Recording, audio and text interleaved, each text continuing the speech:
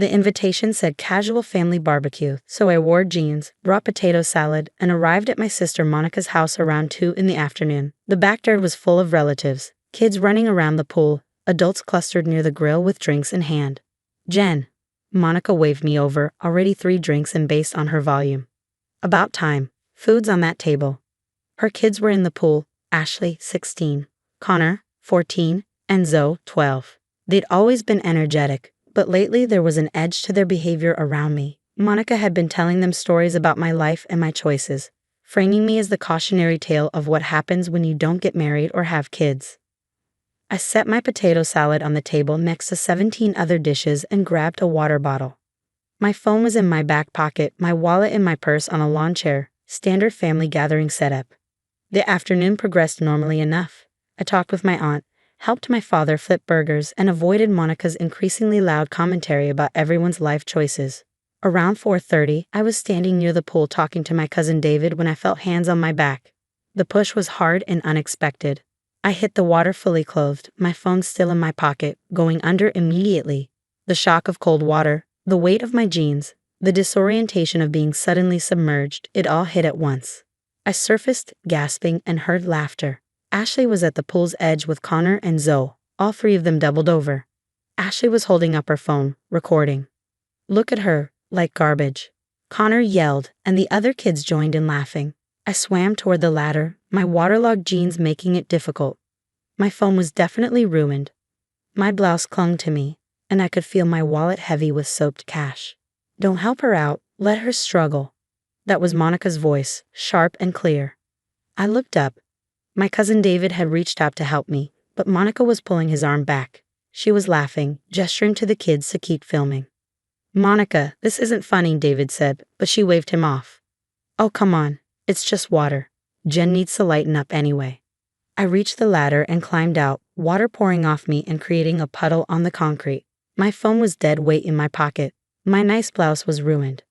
My jeans stuck to my legs uncomfortably. Every adult in the yard was watching, some laughing. I looked through the peephole and saw Ashley, Connor, and Zoe on my porch. Ashley was still in her party clothes from the evening, makeup smeared. Connor looked scared. Zoe was crying. I opened the door. "Aunt Jen, please. We need help." Ashley's voice was shaking, nothing like the confident mockery from 8 hours earlier. "What's wrong?" "We're stranded. We were at a party, and everyone left, and our rides fell through. And Mom's not answering her phone, and Dad's drunk at home. And we didn't know who else to call." "You called me?" "We couldn't. Your phone's been off. We walked here. It took 2 hours." They'd walked 2 hours at 3 in the morning to get to my apartment. I looked at them more carefully. Zoe's shoes were wrong for walking. Her feet blistered. Connor had a tear in his shirt. Ashley looked exhausted and frightened. Where was this party? "Across town, near the industrial area. It got really bad, Aunt Jen. There were older guys there, and they started getting aggressive, and everyone just left. We were scared to stay, but we had no way to get home." "Where's your mother now?" "I don't know. She's not answering. We called like 30 times. And your father?" Ashley looked ashamed. "He's home, but he's been drinking since the barbecue. He can't drive. He barely answered when we called." I stood there looking at these 3 kids who'd pushed me into a pool, filmed me struggling, called me garbage, whose mother had prevented anyone from helping me. Now they were on my doorstep at 5 in the morning because they had nowhere else to go. "Come inside," I said finally. They filed in quietly, suddenly docile. I pointed to the couch. "Sit." While they sat, I went to my bedroom and changed into proper clothes. Then I came back and looked at them, really looked at them. Zoe was still crying silently. Connor couldn't meet my eyes. Ashley looked like she wanted to disappear. "First," I said quietly, "tell me about this party. Everything. If there's something dangerous happening, I need to know." Ashley explained haltingly. "A friend's older brother's party. They'd lied to Monica about where they were going. Things had escalated, people drinking heavily, someone bringing drugs, fights breaking out. Their rides had left without them. They'd been too scared to stay but had no way home." "Did anyone hurt you?" "No," Ashley said quickly. "We left before it got that bad. But we were scared, really scared." "And you walked here from the industrial district?" "We didn't have money for an Uber. Mom hasn't given us our allowance, and your apartment was closer than home.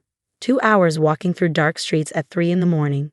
They could have been hurt, picked up, worse.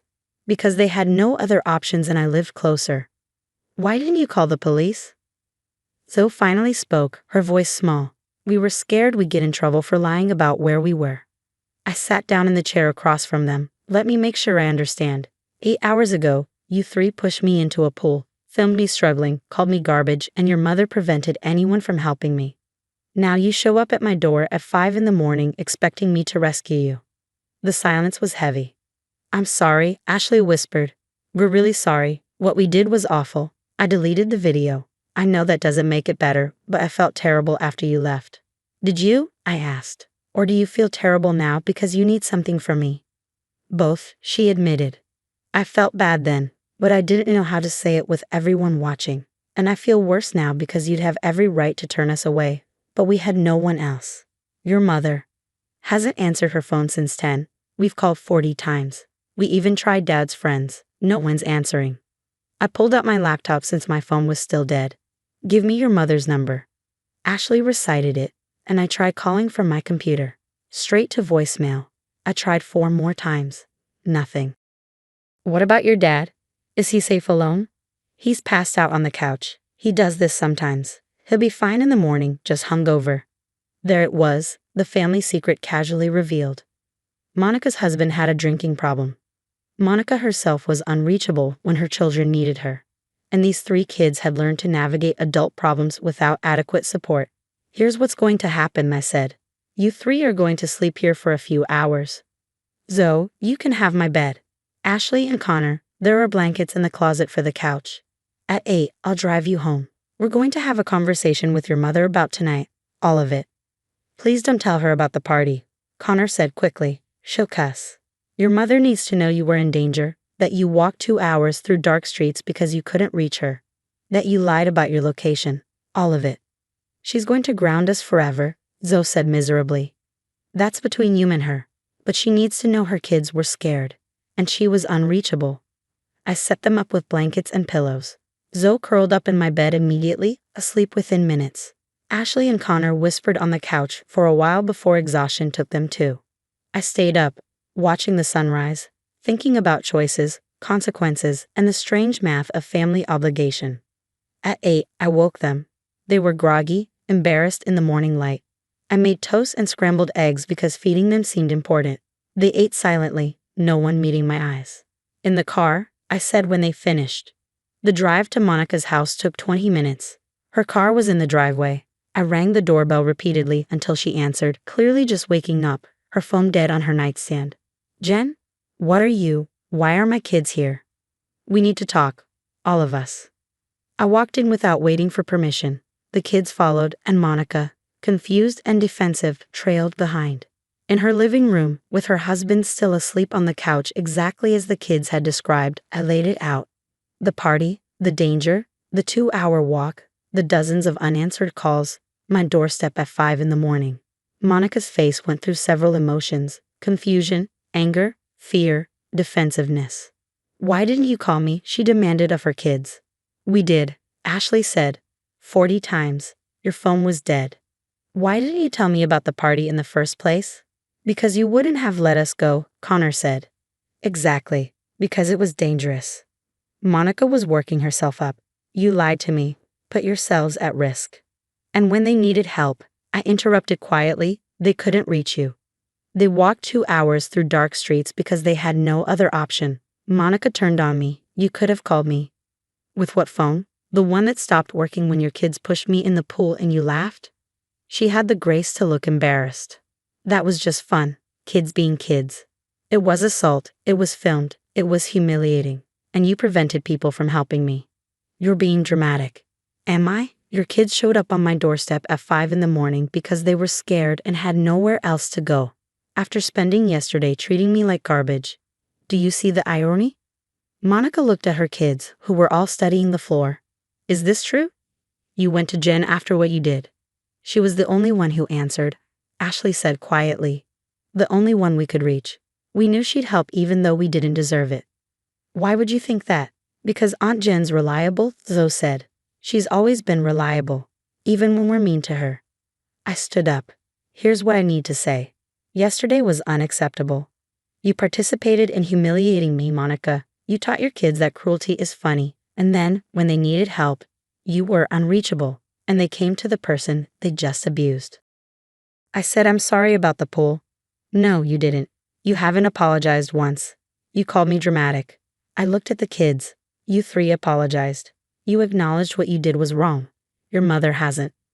Monica's face flushed. Fine, I'm sorry. It was inappropriate. I had too much to drink. That's not an apology. That's an excuse. We stared at each other, years of tension crystallizing in this moment. Your kids were in real danger last night, I said finally. They made bad choices, yes, but they're kids. You're the adult who was supposed to be reachable. Instead, I was. I headed for the door, then turned back. Ashley, Connor, Zoe, you're welcome to reach out if you need actual help. Not rides from parties you lied about attending, but real emergencies. I'll be there. But the mockery stops. The filming stops. The cruelty stops. Understood? They nodded. Monica, charge your phone. Know where your kids are. Be reachable. Because next time they're scared and alone, I might not be available. And then what? I left before she could respond. In my car, driving home, my phone still dead, my blouse ruined, my dignity somewhat restored. I thought about reliability and how it's often thankless until it's desperately needed. 2 days later, after I'd gotten a new phone, I received a text from Ashley. The video was deleted before I ever posted it. I know that doesn't fix what we did, but I wanted you to know. Also, Mom charged her phone and set up alerts so she never misses our calls. And she apologized to Dad about yesterday, but that's complicated. Thank you for helping us. We didn't deserve it. I didn't respond immediately. I just sat with the message, considering whether their fear had taught them empathy or just caution. Finally, I typed back. Everyone deserves help when they're scared, but respect has to be earned back. Work on that. 3 dots appeared, then, we will, I promise. Whether they keep that promise remained to be seen, but at least now they understood that the person they treated like garbage was the same person who'd answered the door at 5 in the morning. And maybe that was worth something.